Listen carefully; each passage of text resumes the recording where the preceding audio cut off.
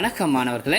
நம்ம பார்க்க போகிற விடயம் என்னென்னு கேட்டிங்கன்னாக்க, கழிவீட்டு காரணிகளை நம்ம எப்படி கேல்குலேட்டரை பயன்படுத்தி இலகுவான முறையில் கணப்பிட்டு கொள்றதுங்கிறத தான் பார்க்க போகிறோம். அதாவது உங்களுடைய பரீட்சைக்கு உங்களுக்கு என்ன கேட்டாக்க NVP கணப்பிடும் பொழுது IRR கணப்பிடும் பொழுது உங்களுக்கு தேவைப்படும் 10% கழிவீட்டு காரணியை தாங்க, 15% கழிவீட்டு காரணியை கண்டுபிடிங்க, இப்படி தருவாங்க.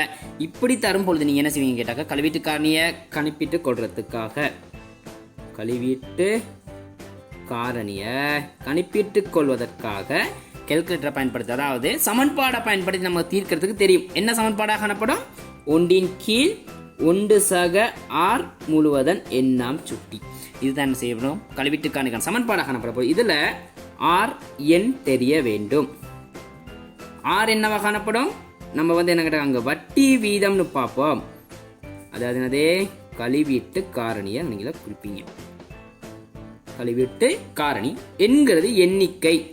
எண்ணிக்கை என்றால் இங்கே என்ன கேட்டாக்க வருடம், முதலாவது வருடமா, இரண்டாவது வருடமா, மூன்றாவது வருடமா கணிப்பிடுங்கிற அந்த வருடத்தை தான் என்கிற இடத்துல பிரதியிடுவீங்க. இதில் முக்கியமான விடயம், இந்த ஆறை பிரதியிடும் பொழுது நீங்கள் என்ன செய்வீங்க கேட்டாக்க, அந்த ஆறை தசமதானத்தில் தரணும். ரைட், தசமதானத்தில் தந்தால் என்ன செய்யலாம், கணிப்பிடுறதுக்கு இலகுவாக காணப்படும். எனவே இப்போ நம்ம என்ன செய்ய கேட்டாக்க, முதல்ல ஒரு 10 வீதத்தை எடுத்து இந்த 10 வீதத்துக்கு என்ன செய்ய போறோம்னு கேட்டாக்க, முதல் 2 வருடங்களை கணிப்பிட போகிறோம். என்னதை சமன்பாடை பயன்படுத்தி எவ்வாறு செய்வோம்? 1/1/r முழுவதன் எண்ணாம் அடுக்கு. இதில் நீங்கள் என்ன செய்வீங்க கேட்டாக்க, 1/1/rங்கிற இடத்துக்கு நீங்கள் பிரதிடுவீங்க. r சமன் 10 வீதமாக காணப்பட போதே. அப்போ 10/100. ரைட், அப்போ என்ன செய்வீங்க, 10 100ஆல் பிரிக்கணும். 0 சொல்லிங்கன்னா 1/10. எனவே என்னது 0.1ங்கிற ஆன்சர் வரும். அதை நீங்கள் டிரெக்டாக எல்லாம் பயன்படுத்தி செய்கிறதா இருந்தாக்க என்ன செய்வீங்க, 10 டைப் பண்ணுவீங்க. என்ன செய்வீங்க, 10 டைப் பண்ணி அதை பிரிக்க போகிறீங்க. எத்தனையால்? 100ஆல். 100 அடிச்சு சமன் அடிச்சிங்கனாக்க உங்களுக்கு ஆன்சர் என்ன செய்யணும் கேட்டாக்க 0.1ங்கிற ஆன்சர் கிடைக்க பெறும். நான் அதங்களில் பிரதிடுறேன். 0.1 பிரதிட்டு 2 என்ன செய்ய கூட்டி அதனுடைய எண் நீங்கள் முதலாவது வரனால 1 போடுவீங்க. இதை கூட்டினீங்கனாக்க 1/1/1 முழுவதும் ஓராம் சுட்டி. 1 ஓராம் சுட்டி என்னவா காணப்படும்?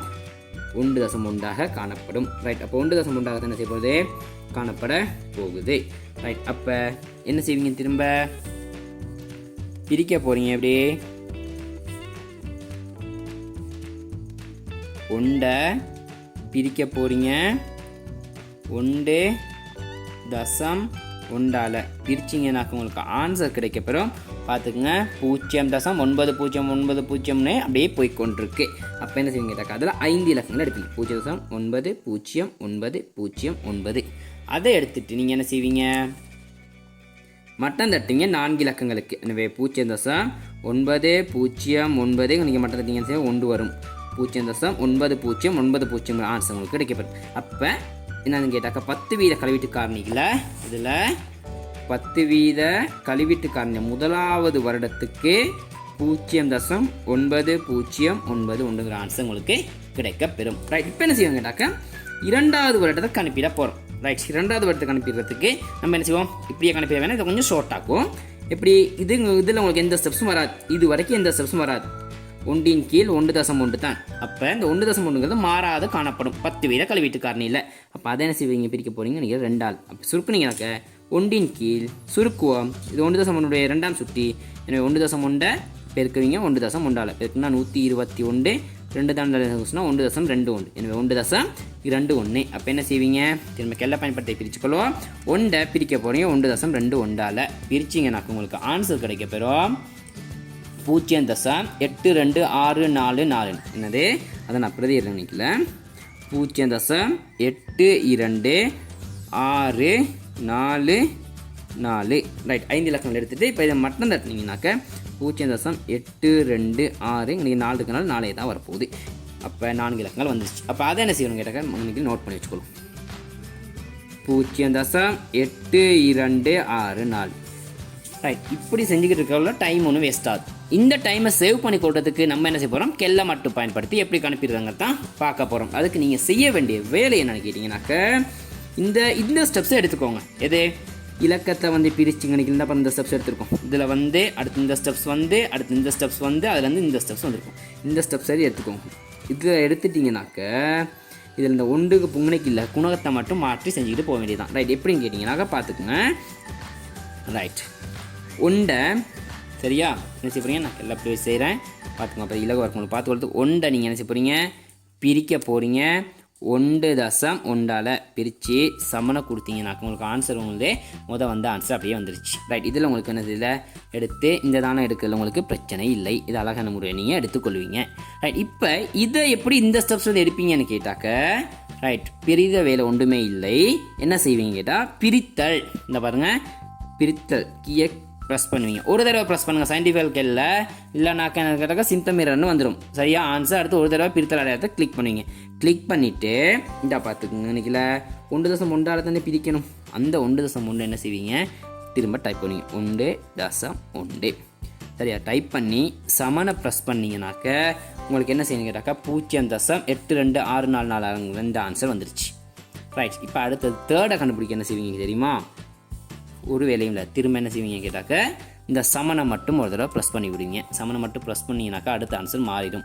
0.7513. அப்போ என்னவீங்க 0.7513 ஆன்சர். அப்போ 4வது வருஷம் கண்டுபிடிப்பா என்ன செய்வீங்க, திரும்ப சமனை மட்டும் ப்ரெஸ் பண்ணுவீங்க. ஆன்சர் என்ன செஞ்சுருக்கும், மாறி இருக்கும். 0.6830.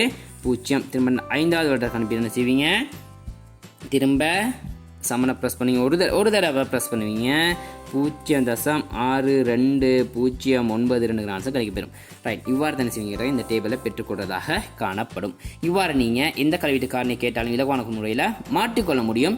இதில் கவனமாக ஒரு விடயத்தை மட்டும் நீங்கள் கவனித்துக் கொள்ள வேண்டும். என்ன தெரியுமா, சமனை ப்ரெஸ் பண்ணும்போது கவனமாக இருக்கணும். ஒரு தடவை ப்ரெஸ் பண்ணணும், 2 தடவை ப்ரெஸ் பண்ணால் அடுத்த காரணி போயிடும். அப்போ என்ன செஞ்சிடும், உங்களோட ஆன்சர் பிழைக்கக்கூடியதாக காணப்படும். எனவே செய்யும் பொழுது நிதானமாக இந்த கால்குலேட்டரை பயன்படுத்தினீங்கன்னாக்க உங்களுக்கு இலகுவான முறையில் இந்த கல்வீட்டு காரணிக்கான இந்த டேபிளை இலகுவான முறையில் பெற்றுக்கொள்ளப்படும். இதாக காணப்படும் 10 வீதம், 15 வீதம், 12 வீதம் இவ்வாறான வீதங்கள் உங்களுக்கு கேட்கப்படும். இதில் வந்து டபிள்யூடி மாணவர்களை பொறுத்தவரை நான் சொல்கிறேன், கட்டாயம் 4 தானத்துக்கு என்னது கேட்டாக்க மட்டம் தட்டி அதுலேருந்து என்ன செய்யுங்க ஆன்சரை எடுத்துக்கொள்ளுங்க. 4 தானத்தில் செஞ்சு அதனூடாக பெருக்கினூடாக தான் இலகுவான முறையில் ஆன்சரை பெற்றுக்கொள்ளக்கூடியதாக காணப்படும். எனவே நீங்கள் என்ன செய்யுங்க கேட்டாக்க 4 தானங்களை பயன்படுத்த பாருங்கள். அதனூடாக என்ன செய்யலாம், இந்த ஆன்சர் இலகுவான முறையில் பெற்றுக்கொள்ளக்கூடியதாக காணப்படும் என்பதை கூறி நம்ம வந்து என்ன செய்வோம் கேட்டாக்க NVPயோட தொடர்புடைய அடுத்த ஒரு கணக்கில் நம்ம என்ன செய்வோம், மீண்டும் சந்திப்போம் மாணவர்களே.